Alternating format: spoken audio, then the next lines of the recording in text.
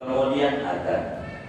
Apa hukum adzan orang yang sudah mati dikubur di adzannya? Jadi adzan ini biar gampang, kami harus kasih analogi dulu. Ada air namanya aqua, air mineral yang dijual. Itu air aqua itu asalnya buat minum. Asalnya buat minum. Tapi bukan buat minum saja. Boleh saja buat yang lain-lain. Air tuh. Seperti kita naik mobil di jalan tol, pengen kencing, jangan ceboknya pakai air radiator. Aku malah bolehlah kita pakai aqua, sebab air aqua ini bukan air khusus minum, tapi air layak minum walaupun tanpa dimasak. Maksudnya begitu.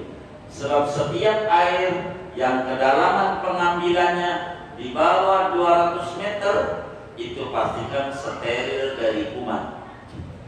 Walaupun mentah dijamin steril. Itu begitu. Oleh karena itu, maka air aqua ini ketika dipakai cebok boleh. Kan untuk minum asalnya. Tapi buat cebok boleh. Adzan begitu. Adzan itu asalnya adalah untuk sholat. Tuh begitu. Biar gampang. Asalnya adzan ini untuk sholat. Zikir yang tertentu sebagai penanda masuknya waktu sholat.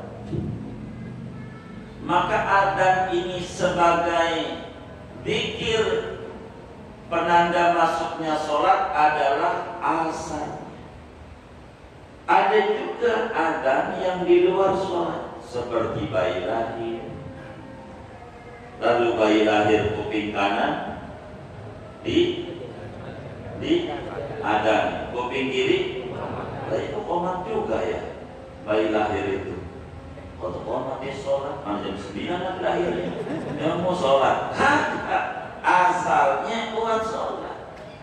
Begitu asal. Boleh. Ada angin ribut. Nah, ini kan kadang suka ikut demo nih. Kamu demo tuh suasana panas, jangan bawa jangan.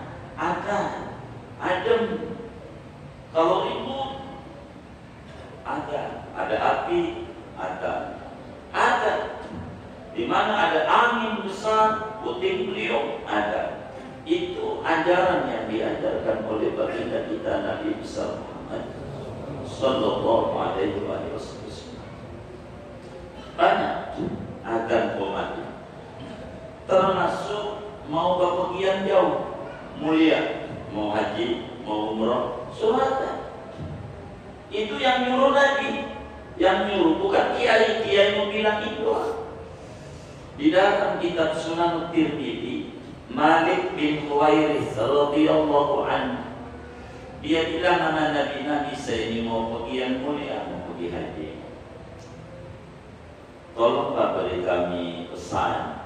Maka Nabi bilang, idza safartuma fa'adinna wa aqima wal ya'ummakuma akbarukuma. Malik bin Huwairis bersama sepupunya. Jadi wabni amin li kalau bahasa begitu dalam hadis ini. Kata Nabi, kalau Anda mau pergi yang mulia, adzan dulu, lalu koma, padahal mau pergi, mau sholat juga. Iya. Lalu koma, tolong yang jadi pimpinan yang tua. B, yang jadi pimpinan rombongannya yang tua. Begitu. Karena itu adzan itu banyak manfaatnya, termasuk ada orang yang suka pingsan, kesurupan, jangan ditanya. Kalau ada orang kesurupan, begitu, itu ditanya, ini jin dari mana? Begitu. Ente ini siapa? Ya orang lagi akalnya tertutup, semoceng-mocengnya, akhirnya lah tangga aja, adanin aja, sembuh, mujarradun sholat. Bagaimana dengan kematian ini? Jadi dalilnya dari mana? Jadi istindat daripada hukum Islam itu 4: Quran, hadis, ijma' dan qiyas. Maka yang keempat ini, qiyas sebagai hujjah syar'iyyah, Imam Rawi di dalam kitab Nihayatul Muhtajnya itu menyuruh untuk adzan ketika dikubur, diqamatin, ya qamatin, adzan. Mengapa? Sebab waktu si manusia ini datang ke alam dunia ini diadzani, diqamatin. Maka ketika dia meninggalkan dunia ini pun juga diadzanin dan diqamatin. Maka hidup itu antara adzan dan adzan, itu hidup.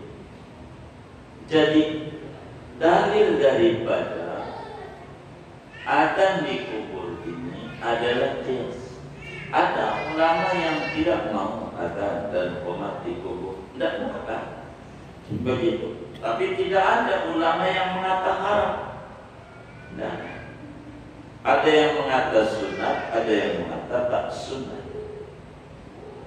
Maka Imam Rawi sunat mengadzani orang di kubur itu ada.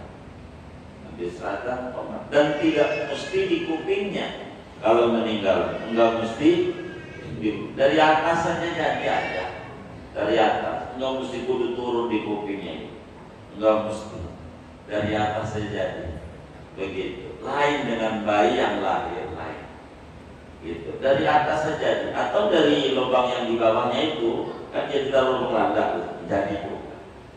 Yang di atas saja siapa yang ada? Enggak apa. Maka adzan di kubur itu adalah sunnah, tapi mukhtalaf. Adapun kami mengikut kepada yang mengatakan sunnah. Dalilnya adalah qiyas daripada lahir, di mana diadzanin, diqamati, dan meninggal pun juga diadzani dan diqamati.